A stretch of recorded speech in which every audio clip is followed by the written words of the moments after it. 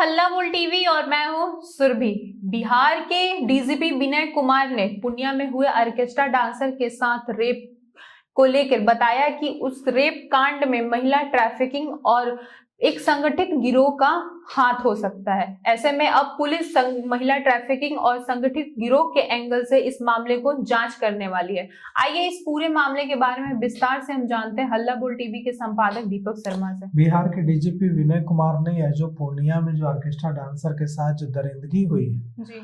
उस मामले में जो खुलासा किया है उससे पता चलता है कि बिहार में विमेन ट्रैफिकिंग, महिलाओं की ट्रैफिकिंग का जो धंधा है वो कितने बड़े पैमाने पर चल रहा है और कैसे भोली भाली लड़कियां इसका शिकार हो रही है। ये देखिए, जो पीड़िता है, विक्टिम है, ये भी विमेन ट्रैफिकिंग, महिला ट्रैफिकिंग के शिकार है। इसे यहाँ लाया गया और कैसे इसके साथ दरिंदगी की गई, इतनी ज्यादती की गई, इतनी हैवानियत की गई कि वो ठीक से, जब उसे पुलिस ने बरामद किया तो वो ठीक से बोल भी नहीं पा रही थी। उसके पूरे शरीर पर जख्मों के निशान है। तो ऐसी दरिंदगी की गई है। वो पुलिस अगर उसको सही समय पर रेस्क्यू नहीं करती तो हो सकता है कि वो बच भी नहीं पाती। वो एकदम खून से लथपथ मिली पुलिस को।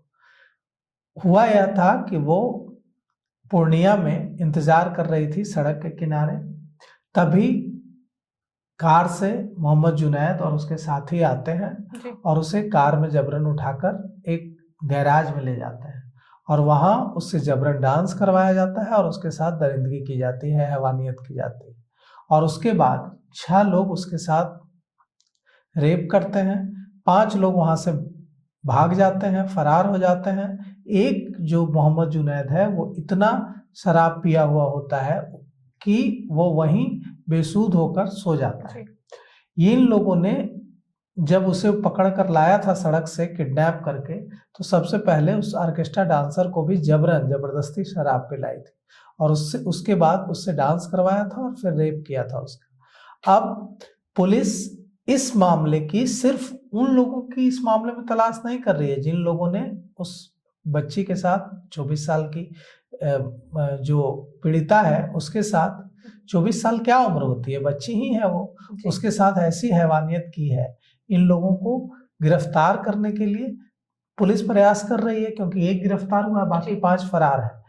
एक मोहम्मद जुनैद गिरफ्तार हुआ है। लेकिन ये जो विमेन ट्रैफिकिंग, महिला ट्रैफिकिंग का जाल है और इसके पीछे जो संगठित अपराध है, उसको, संगठित गिरोह है, इसको दबोचने, इसका भंडाफोड़ करने की बात डीजीपी विनय कुमार ने कही है। नहीं तो क्या होगा, ये जो रेपिस्ट हैं, ये जो अपराधी हैं, ये 5, एक तो गिरफ्तार हो गया है, 5 और पकड़े जाएंगे, 6 जेल भेज दिए जाएंगे। लेकिन ये जो गिरोह लड़कियों को लाकर ऑर्केस्ट्रा डांसर के रूप में या दूसरे तरीकों से जो संगठित गिरोह चल रहा है और महिलाओं की ट्रैफिकिंग की जा रही है, उनसे गलत काम कराया जा रहा है, वो गिरोह तो चलता रहेगा और उसमें भोली भाली लड़कियां फंसती रहेंगी और अपना जीवन बर्बाद करती रहेंगी। तो ये जो डीजीपी विनय कुमार ने कहा है कि महिला ट्रैफिकिंग को हम रोकने की दिशा में काम करेंगे और इसके पीछे जो संगठित अब गिरोह सामने आया है कि ये महिला ट्रैफिकिंग और ये जो सारी चीजें हो रही है, इसके पीछे संगठित गिरोह है,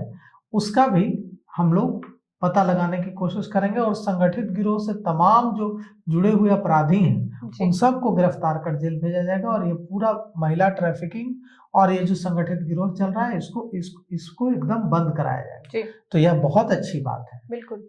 इससे क्या होगा कि उस पीड़िता के साथ, उस ऑर्केस्ट्रा डांसर के साथ जो हुआ वो दूसरी लड़कियों के साथ, दूसरी बच्चियों के साथ नहीं होगा और कई भोली भाली लड़कियों का जीवन बर्बाद होने से बच जाएगा। तो डीजीपी विनय कुमार ने जो जानकारी दी है वो ये है कि सवाल सिर्फ एक ऑर्केस्ट्रा डांसर का नहीं है जो कि जिनके साथ इतनी हैवानियत, दरिंदगी हुई है। सवाल ये है कि ऐसी कई लड़कियां होंगी जो ट्रैफिकिंग के जरिए दूसरे इलाकों से लाई गई होंगी, दूसरे राज्यों से लाई गई होंगी और उनके साथ हैवानियत की जा रही होगी जो पुलिस तक भी पहुंच नहीं पा रही होगी। तो उन लड़कियों को भी तो न्याय दिलाना है, उन लड़कियों को भी तो मुक्त कराना है और वो मुक्त लड़कियां तभी कराई जा सकेंगी जब ये जो विमेन ट्रैफिकिंग का, महिला ट्रैफिकिंग का चेन है, इसको पुलिस तोड़े और इसी को तोड़ने की दिशा में काम किया जाए।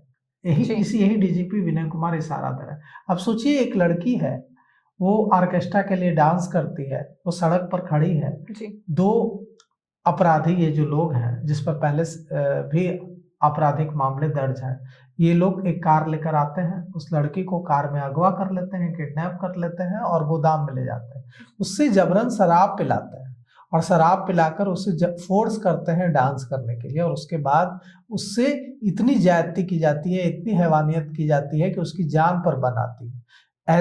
ऐसे लोगों को पुलिस सख्त से सख्त सजा दिलाए, और ये जो संगठित गिरोह चल रहा है, जो ऐसे कारनामे, ऐसे घटिया कृत्य कर रहा है, उन सब को कानून सबक सिखाए, और ये जो विमेन ट्रैफिकिंग से जुड़े हुए, महिला ट्रैफिकिंग से जुड़े हुए जितने भी गिरोह चल रहे हैं, सब पर कड़ी से कड़ी कार्रवाई हो। अगर इस एंगल से पुलिस जांच करेगी तो सिर्फ पूर्णिया में नहीं, बिहार के कई जिलों में इस तरह से विमेन ट्रैफिकिंग के जरिए लाई जा रही लड़कियां, और ये जो काली दुनिया है इसमें झोंकी जा रही है। तो हम लोग सबका कर्तव्य है कि अगर हम लोग भी किसी ऐसी महिला के बारे में जानते हैं जो इस तरह से ट्रैफिकिंग के जरिए लाई गई है और उसका शोषण किया जा रहा है, तो उसकी सूचना पुलिस को जरूर दें, ताकि पुलिस ऐसे जो समाज के दुश्मन हैं, ये महिलाओं के सिर्फ दुश्मन नहीं है, उस पीड़िता के दुश्मन नहीं है, ये लोग समाज के दुश्मन हैं, तो समाज के इन दुश्मनों पर पुलिस एक्शन ले सके, इसके लिए हम भी अगर कभी किसी भी इस तरह की लड़की को देखें जिसमें हमें लगे कि ये ट्रैफिकिंग के शिकार है, तो इसकी सूचना पुलिस को जरूर दें। जी, ये बात सिर्फ अब पूर्णिया की एक ऑर्केस्ट्रा डांसर की नहीं रही है, ऐसे तमाम लड़कियों की रह गई हैं जो भोली भाली जो महिला ट्रैफिकिंग का शिकार हो रही हैं। आए दिन कई लड़कियां महिला ट्रैफिकिंग का शिकार हो रही हैं, जिसके बारे में हमें पता नहीं है। लेकिन डीजीपी विनय कुमार का यह कदम बस एक लड़की को ही नहीं इंसाफ दिलाएगा, बल्कि ऐसे कई लड़कियों को इंसाफ दिलाएगा जिनको पता ही नहीं है कि वो किस दलदल में फंसी जा रही हैं। तो इस पे आपकी क्या राय है, हमें कमेंट करके जरूर बताएं, और ऐसे ही तमाम खबरों के लिए बने रहे हल्ला बोल टीवी के साथ। धन्यवाद।